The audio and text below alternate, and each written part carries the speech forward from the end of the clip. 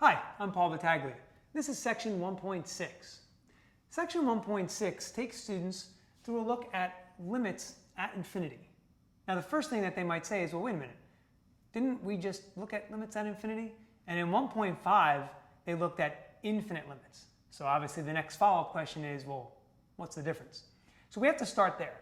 We want the student to take away a little bit of knowledge about what happens to a function as x approaches infinite values. What we were doing in section 1.5 was we were looking at a situation where x was approaching finite values, but the dependent variable, or y, was approaching infinite values.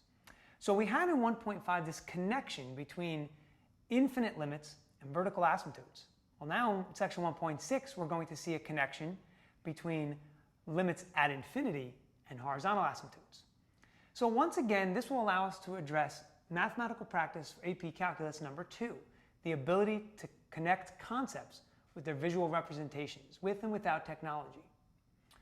So the first thing I might do, since there's a little bit of connection to asymptotes, is I might start my students off with a warm-up. And that warm-up might be what we call KWL. I'll ask them to take a piece of paper, divide it into thirds. First question you'll probably get is, how should I hold the piece of paper? Doesn't matter. Divide it into thirds. And in the first column, we'll write the letter K. And what I'm going to ask students is, I want you to write everything you know about horizontal asymptotes in that column. Once they're done with that, I'm going to ask them to fill in the next column with a W. And I'm going to ask, what do you want to know about horizontal asymptotes that you don't already know? And then we're going to go through the section, and at the end of the section, we're going to try and fill in that third column with a big L. What did you learn about horizontal asymptotes that you didn't know coming into section 1.6? It's a great, not only warm-up activity, but a great closure activity as well. So the next thing we have to do is we have to walk the students through the idea of x approaching infinite numbers. And so what we're going to do is we're going to start them off maybe with an example that's a rational function, a polynomial over a polynomial. Maybe let's say we'll do the limit as x approaches infinity of 2x squared plus 1 over x to the third minus 4.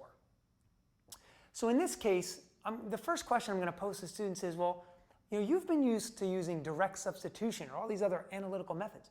How do you substitute infinity into that problem? And what I'm looking for is the students to say, well, since the limit is the idea of getting close to a number, maybe we can plug in just really large values for x. That's exactly what I want to hear. So I say, okay, well, go ahead and do it. Maybe use your graphing calculator if you like, use a table feature. Plug in 1,000,000 for x. See what that gives you. When you're done with that, plug in 10 million. Plug in 100 million. See what happens as you progress to larger numbers. And what we're looking for is, we're looking for students to find out that the limit to that particular example is actually 0. It's a finite number. So the students will inevitably say, well, how can that be? So try this analogy. Let's suppose that I told you that today I was going to give you $1 million. Let x equal $1 million. Now on the top of that function, we had 2x squared minus some other stuff. And on the bottom of that function, we had x cubed minus some other stuff. Now students are going to say, well, what about that other stuff? And here's what I would tell them. If I had $1 million, or if I gave you $1 million, and I then said, you know what, I changed my mind, cube that. So you're now going to get 1,000,000 times 1,000,000 times $1 million.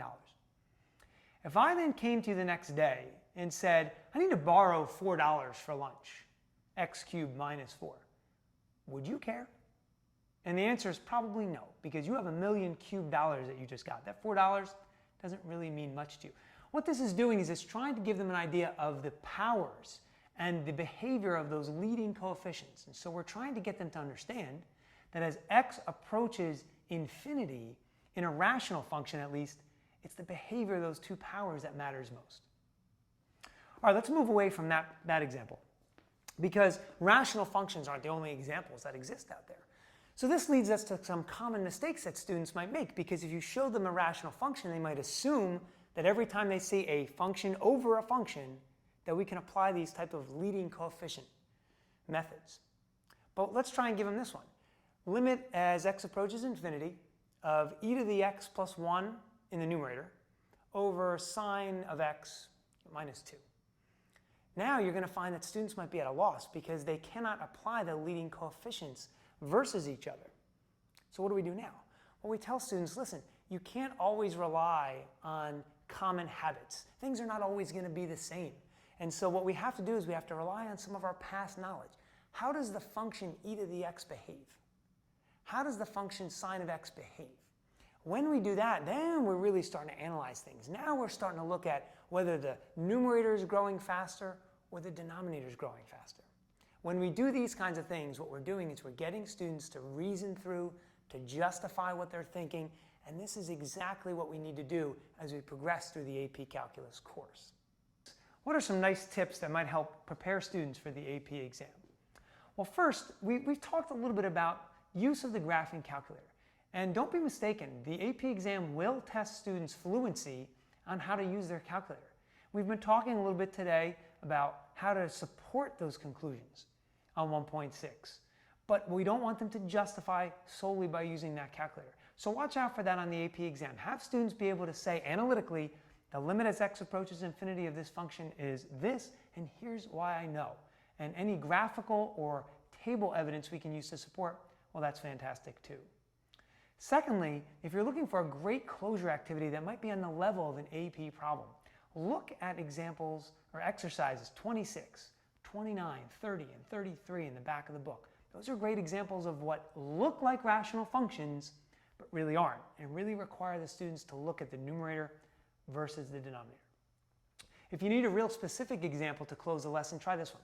The limit as x approaches infinity of the square root of the quantity x squared plus 4x plus 1 minus 1.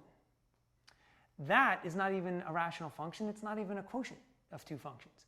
That question will be sure to spark a little conversation among the students. You may even find with your class that you might have to give that as an extra credit assignment. So I hope these tips have been helpful, and I'm sure you'll have a lot of success in section 1.6.